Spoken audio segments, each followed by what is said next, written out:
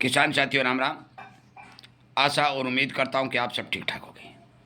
साथियों, हमारी केंद्र सरकार द्वारा एक जारी किए गए स्टेटमेंट को मैं आपको पढ़ के सुनाने जा रहा हूं, जो मौसम के बारे में है।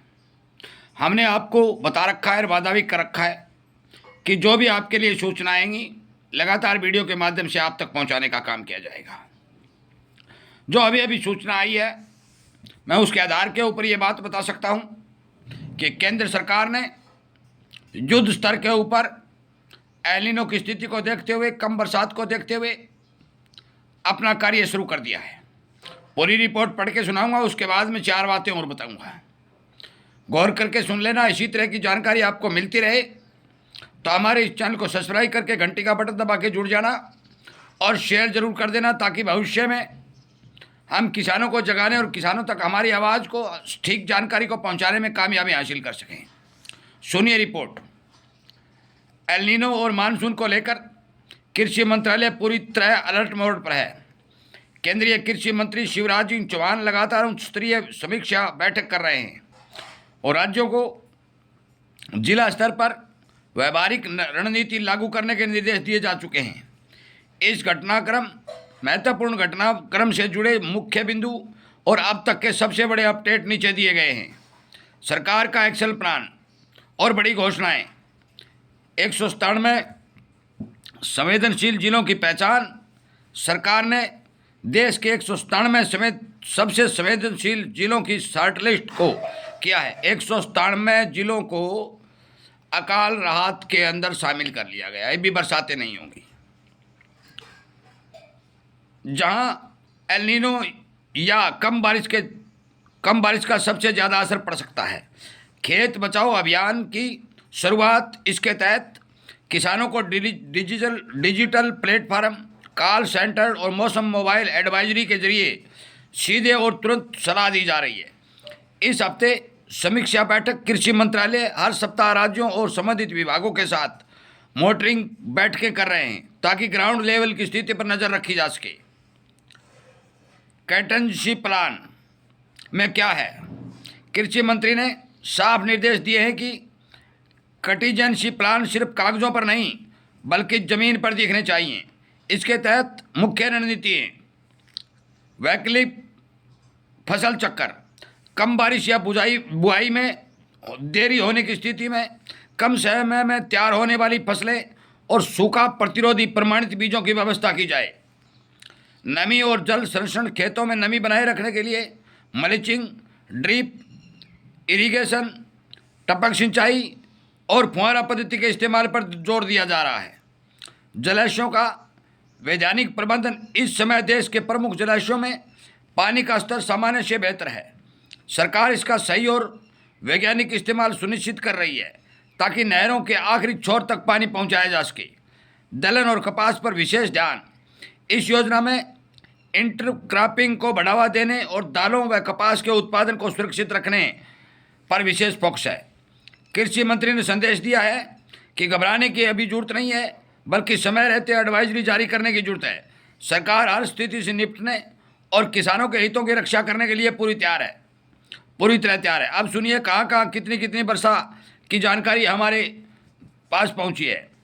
जुलाई के चौथे सप्ताह के लिए ECMW ने उत्तर पश्चिमी और मध्य भारत के अधिकांश हिस्सों में लगभग सामान्य वर्षा का अनुमान लगाया है, जिसमें पंजाब के कुछ हिस्से, संपूर्ण हरियाणा, चंडीगढ़, दिल्ली, उत्तर प्रदेश, बिहार, पश्चिमी बंगाल, उत्तरी पूर्वी राज्य झारखंड, छत्तीसगढ़, उड़ीसा, मध्य पूर्वी विदर्भ और उत्तरी आंध्र प्रदेश शामिल हैं। इन राज्यों में बरसात कम होगी, परंतु इतनी ज़्यादा अकाल की स्थिति दिखाई नहीं देगी।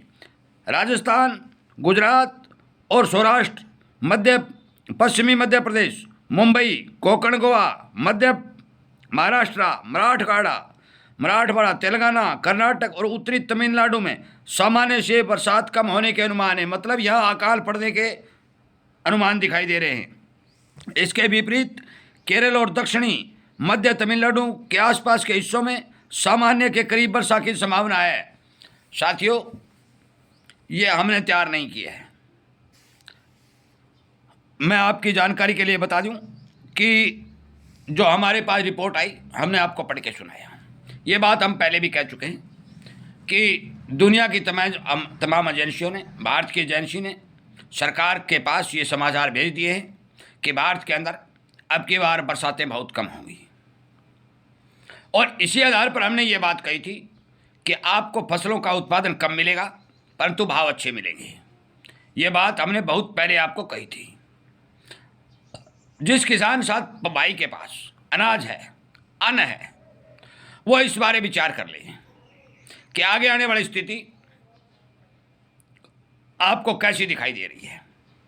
क्योंकि गेहूं और धान को छोड़ करके, क्योंकि गेहूं और धान के मामले में सरकार को कोई चिंता नहीं है, भारी भरकम स्टॉक सरकार के पास है, परंतु सोयाबीन, सरसों, मूंगफली, तिल, मूंग, मोट, सूरजमुखी, मतलब ये जो जितनी भी धान और गेहूं को छोड़कर फसलें किसान उगाता है, मैं आपकी जानकारी के लिए बता दूं, उत्पादन में अच्छी खासी कमी देखी जाएगी।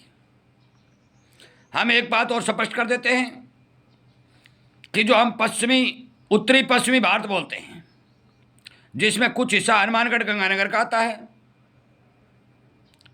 हरियाणा समेत आ जाता है, पंजाब पूरा आ जाता है, दिल्ली पूरी आ जाती है, हिमाचल और छत्तीसगढ़ पूरे आ जाते हैं, और यूपी का थोड़ा सा भाग आता है, इसको बोलते हैं उत्तरी पश्चिमी भारत। साथियों, इस एरिया के अंदर जिस तरह से अब पश्चिमी विक्षोभ आ रहे हैं, यदि ये पश्चिमी विक्षोभ धीरे धीरे एक दो समय पर आते रहे तो बरसात के मामलों में किसानों को कुछ राहत मिलने की संभावना बनेगी। कुछ जगह नहरों का विस्तार है, विशेषकर ये जितना भी क्षेत्र मैंने आपको बताया, इस क्षेत्र में बाघड़ा और नंगल बांध का पानी लगता है, और बाघड़ा नंगल बांध के अंदर पानी पूरा है, उसमें पानी की कोई कमी नहीं है। हालांकि अभी जो हमारे पास समाचार मिले थे उनके हिसाब से पानी ज़्यादा बताया जा रहा है, निकासी बढ़ाने की बात की जा रही है। मैं तमाम देश के मेरे किसान साथियों से विनय निवेदन प्रार्थना करता हूं कि जो जितने भी किसान मध्य भारत में और राजस्थान के रहने वाले हैं, उनके लिए हमें लगता है कि चिंता की स्थिति ज़्यादा दिखाई देगी। पशु चारे के भाव बढ़ रहे हैं, सबसे पहले आप पशु चारे का प्रबंध सुनिश्चित करें। उसके बाद में आपके पास जो स्टॉक के तौर पर अनाज है, उसको एक साथ नहीं बेच करके धीरे धीरे बाजार में सेल करने का काम करें, ताकि आपको समय रहते भाव ठीक मिल सकें। हमारा प्रयास रहेगा कि हम एक एक जानकारी आपको समय समय पर वीडियो के माध्यम से पहुंचाएं। आगे भी हमारे पास कोई जानकारी आएगी, हम वीडियो के माध्यम से आप तक पहुंचाएंगे।